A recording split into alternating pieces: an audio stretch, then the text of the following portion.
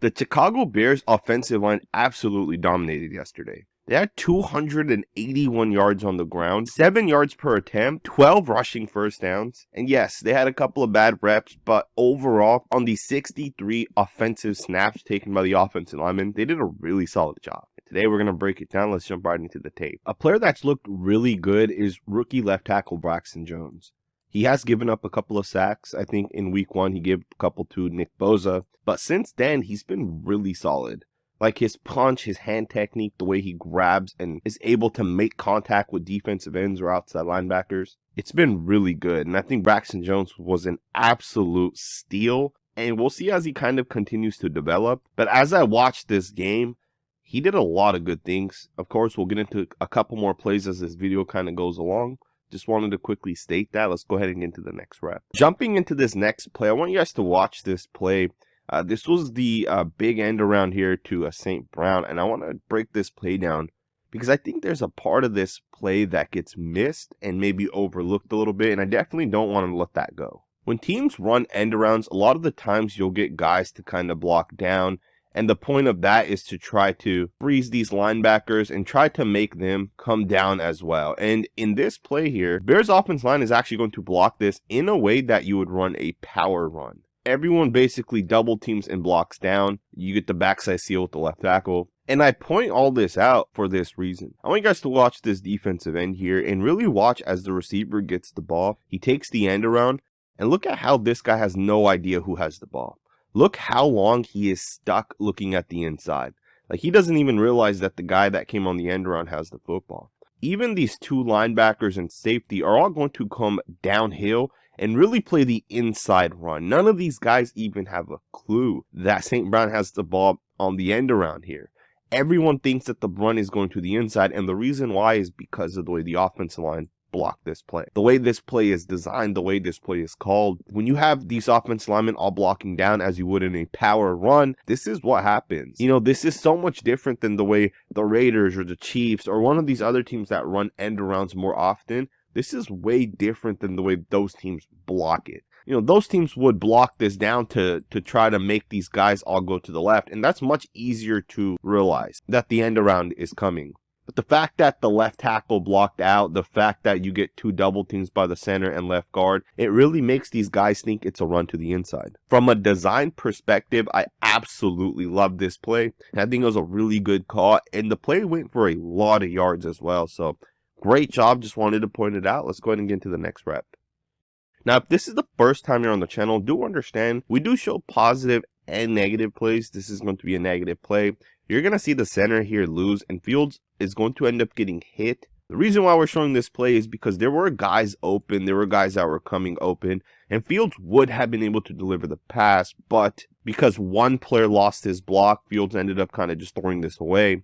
Now, I do want to talk about this play.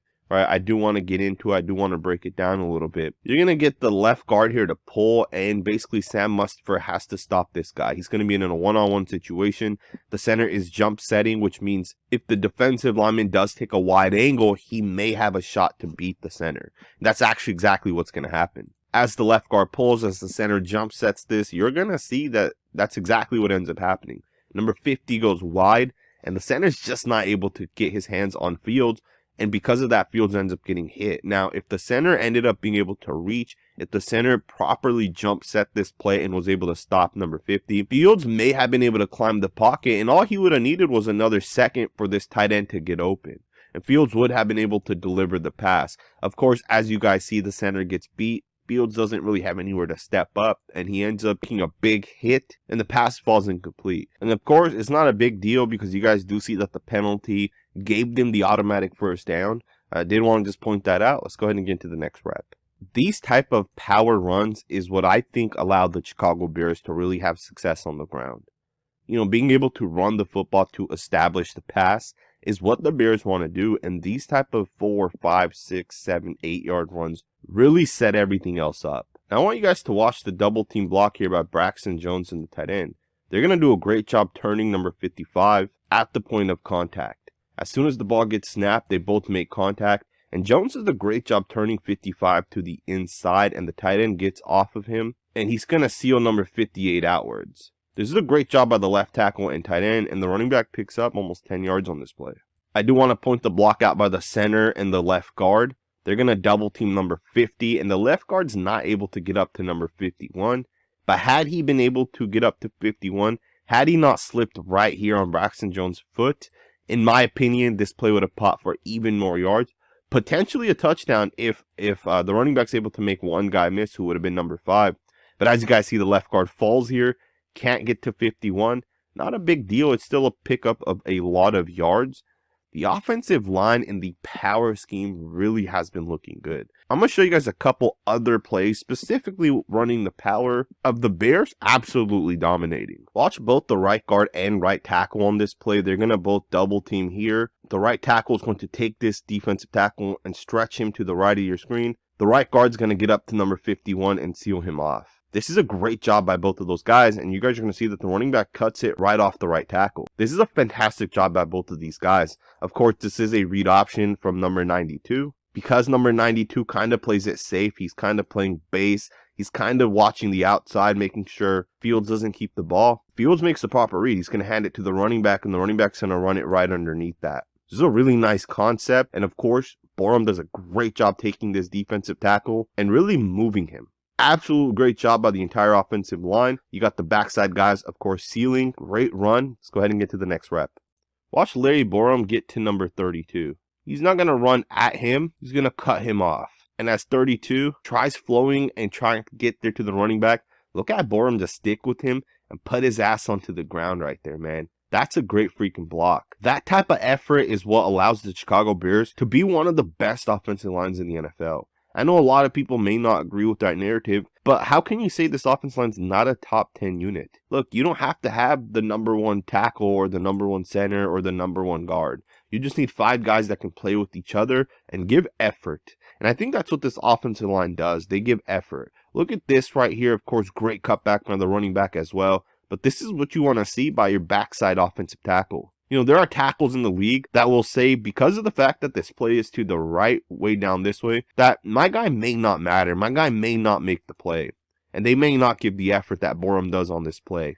This is a really nice job by Larry Borom. Even Cody Whitehair is going to do a great job coming around, trapping number 5. And of course, this running play was meant to go to the inside. Whitehair does a good job on number 5 to get him outwards. 5 spins back to the inside. There's really nothing going on the inside. There's really no lane. But Herbert does a great job cutting this, seeing that number 5 is giving up containment. He cuts it to the outside, and he does a great job. Even the center, Sam Mustipher, does a great job getting to the second level on number 58 and sealing him off. Honestly, this seal right here may be why this play hits for what it hits for. As the play continues, you guys really see that his block, his seal off here, is what ultimately allows the running back to cut it back inside. This is a great job by the offensive line. You know what's crazy is when I did my preseason evaluation of this Bears offensive line, I really felt that this line had a lot of good pieces, a lot of good things going, and it's really shown through the first 3 weeks. I think the Bears have done a great job on the offensive line. That too, I think the Bears have outplayed not only the San Francisco 49ers, but even the Texans. And I think plays like this right here, where you're turning it over on your own side of the field, is why this game ended up being closer than it needed to be, right? Of course, Fields does make the right read. He does throw it to the wide open guy. I think the offensive line did a great job in terms of creating a clean pocket for Fields. He needs to just make sure in terms of ball placement, he hits the tight end. He just throws it a little bit in front of him. Not a major deal. He'll get better as he gets more experience. I do think the offensive line did a great job, and I think the Texans were way outplayed by the Chicago Bears, especially the Bears' offensive line. The Bears' offensive line was absolute dominant. I know they lost a couple of reps, and we'll continue to go through this tape, and I'll point those plays out to you guys. Starting with this play right here, I do want to get right into it. Braxton Jones has given up 3 sacks according to Pro Football Focus, and this was the 3rd one. And what's crazy is if you guys watched my first Bears review that I did, it was against Week 9 against the Niners. You guys know that of his 2 sacks, one of them was pretty much a sack in which Fields couldn't do anything. There was pressure from the inside, there was pressure from the right, there was pressure from the left. And basically 3 guys got to Fields at the same time. Now, PFF obviously gave Braxton Jones the credit for the sack. But even on this play, does Braxton Jones actually deserve the credit? Like, Fields is trying to roll out to the left. And truth be told, Braxton Jones actually does a great job. 45-degree setting, getting the right hand on the defensive end and stopping him. Like, I think this is a winning rep by Jones. And because the field's trying to roll to the left, he trips on Jones's foot. The guy ends up getting credit for a sack, but did he actually really get the sack? Did the offensive line actually give up a sack on this play? I would say no. I would say the offensive line actually did a really good job.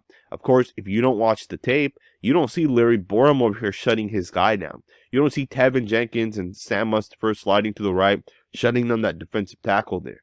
You don't see how the entire offensive line, generally speaking, kept the quarterback clean on this sack. Of course, the quarterback kind of slips and falls. Did want to just point it out because this was credited as a sack. Let's go ahead and get into the next rep. Earlier, I mentioned that the power scheme is where the Bears had their most success. Here's a nice run by the running back. Power scheme once again.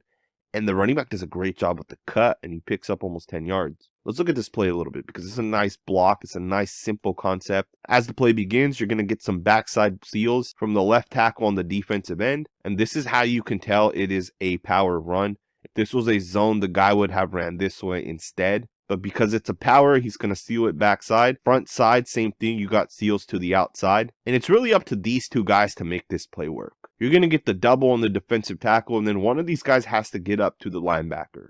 At the same time, you have the fullback responsible for the other linebacker, and number 25 just has to find this read. Rather it's to the right side of the right guard, in between the guard and center, or on the left side. And of course, in this play, the running back does a great job seeing that 65's taking the defensive tackle to the right.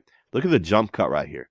This is great footwork by Treston Ebner. Great job by him, really showing the vision and the quickness, the elusiveness to be able to hit the hole. It's a nice run right there. Let's go ahead and get to the next rep. Alrighty guys, you have a quarterback draw here. Watch number 67 and 65 double team the defensive tackle in the 2-eye technique. And look at them drive this guy, man. They drive him back 10 yards. That's a great job right there, man. That's exactly what you want to see by the offensive lineman. Alrighty guys, to wrap the video up, we're going to talk about this final play here. This is a great job right here by the blocks. This is a outside zone. This is the big play right here by Herbert. Goes probably about 50 yards. Great job by him to see the cutback. Great job by the offensive lineman to create the cutback lane. Let's break this play down because I think this is a really nice design. As this play begins, do note this is a outside zone to the right here.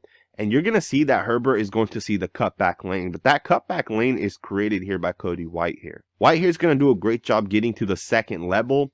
And as the linebacker's over pursuing this, he's going to just let him go. And he's going to just make sure to seal it off backside. And that's the beauty of these outside zone plays, right? As a defensive line, as linebackers, if you over pursue the outside, as you guys can see these guys do, the running back could easily cut this back to the inside. And that's exactly what Herbert's going to do. He's going to bend this back to the inside. And this play hits for a massive yard. Of course, he breaks the tackle. But even then, look at Braxton Jones with the inside seal to the guy lined up in the 4-eye technique. That's a nice job getting to the inside. And then because this guy's trying to get back, Braxton Jones just seals it off. Right? So it's all these little blocks, right? It's all of the effort that these guys give that ultimately allows this play to work. Ultimately allows this play to have success. Even the center is going to reach and be able to seal off this guy who's lined up in the 2-eye technique.